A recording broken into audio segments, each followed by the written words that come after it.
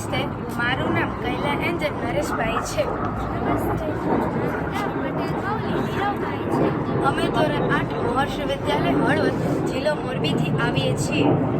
અમારો વિભાગ છે કચરાનું વ્યવસ્થાપન. અમારી કૃતિનું નામ ભૂગર્ભીય ગટર સાફ કરવાનું યંત્ર.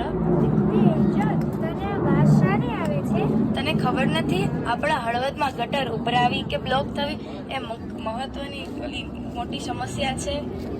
સાહેબ, તમારે ત્યાં પણ આ સમસ્યા છે? ચાલ ને મૌલી, આપણે આનો ઉપાય આપણે રામજી દાદા પાસે જઈએ.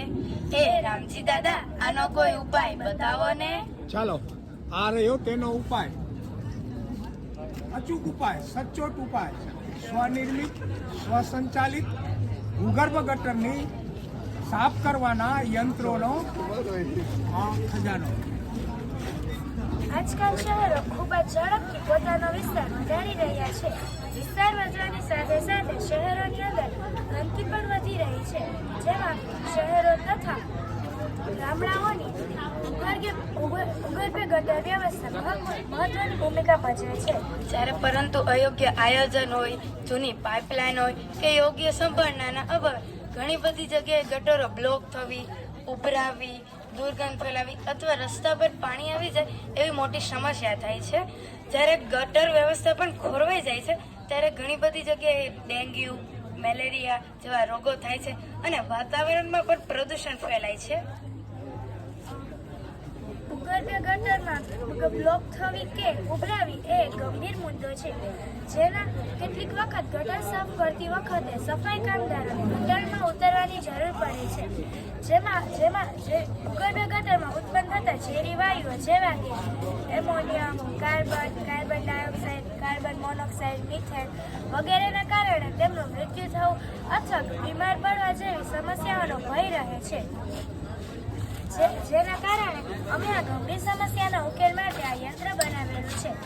અમારું આ યંત્ર ભૂગર્ભ ગટરના કચરા, ઘન તથા પ્રવાહી કચરાના નિકાલ માટે આશીર્વાદ છે. હવે આપણે આ યંત્રની રચના જોઈશું. આ લંબચોરસ ફાઉન્ડેશન પર આ બે સ્ટેન્ડ જોડેલ છે. આ બે સ્ટેન્ડ સાથે આ દાંતી ચક્ર છે અને તેને ચેન વડે જોડેલ છે. હવે આ મોટા દાંતી ચક્ર સાથે આ હેન્ડલ છે અને આ નાના દાંતી ચક્ર સાથે આ પુલી છે. હવે આ બંનેને પુલીને પાઇપ સાથે બંને ઉપર ને નીચે પુલીને જોડેલી છે અને તેની સાથે આ બેલ્ટ છે. આ બેલ્ટ સાથે કેટલાક કન્ટેનર અને દાંતીઓ જોડેલ છે. જ્યારે આપણે હેન્ડલ વડે આ બેલ્ટને ફેરવીએ છીએ ત્યારે તેની સાથે જોડેલા કન્ટેનરો તથા દાંતીઓની અંદર ગટરનો ઘન અને પ્રવાહી કચરો આવે છે અને તે કલેક્ટિંગ બોક્સમાં ઠલવે છે. આમાં ઘન કચરો ઉપર રહી જાય છે તથા પ્રવાહી કચરો એ પાઇપ મારફતે પાછો ગટરમાં છોડવામાં આવે છે. હવે આપણે ઘન કચરાનું વર્ગીકરણ કરીને યોગ્ય સ્થાને તેનો નિકાલ કરવામાં આવે છે તથા પ્રવાહી કચરાને આપણે ગટરમાં છોડવામાં આવે છે. આ ભૂગર્ભીય ગટરને સાફ કરવાનો મારો પહેલો ઉપાય હતો. હવે આપણે તેનો બીજો ઉપાય જોઈશું.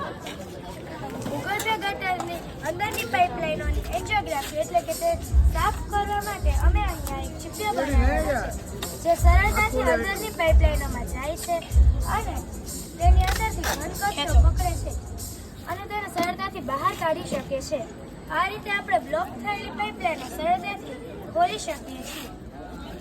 હવે અમે તેનો ભૂગર્ભીય ગટર સાફ કરવાનો ત્રીજો ઉપાય એ બતાવ્યો. આપણે જ્યારે ગટરો બ્લોક થાય કે ઉભરાય છે ત્યારે તેની અંદર સમયાંતરે એસિડ નાખવું જોઈએ. એસિડ નાખવાના કારણે તેની અંદર ઘન કચરો એ નાના નાના ટુકડામાં વહેંચાઈ જાય છે અને જ્યારે તેની પર પાણીનું પ્રેશર મારવામાં આવે છે ત્યારે તે વિખેરાઈ જાય છે. આ રીતે આપણે ભૂગર્ભીય ગટર બ્લોક થાય ત્યારે તેને સરળતાથી ખોલી શકીએ છીએ.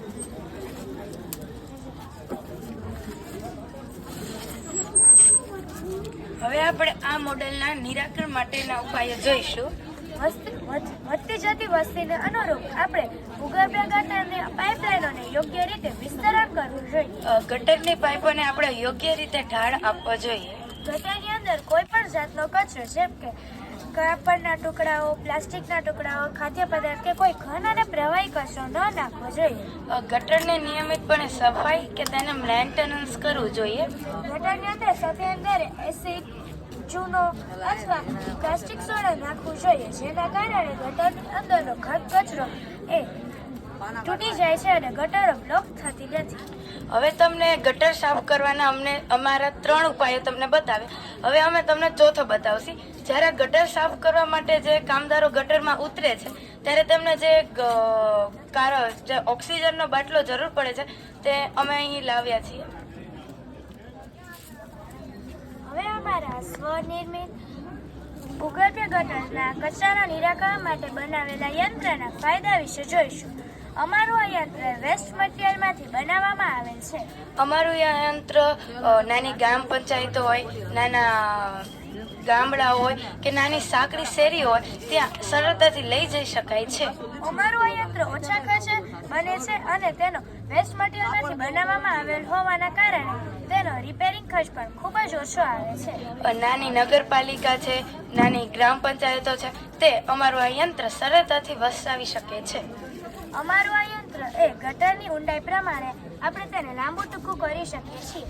અહીંયા બેલ્ટ દ્વારા પણ તેને લાંબુ ટૂંકું કરી શકાય છે અથવા પાઇપથી પણ તેને લાંબુ ટૂંકું કરી શકાય છે. આ રીતે તે કોઈ પણ ગટર સાફ કરી શકે છે. અને બીજો પણ બેલ્ટ આપણે એક્સ્ટ્રા બેલ્ટ પણ જોડી શકીએ છીએ. સરસ.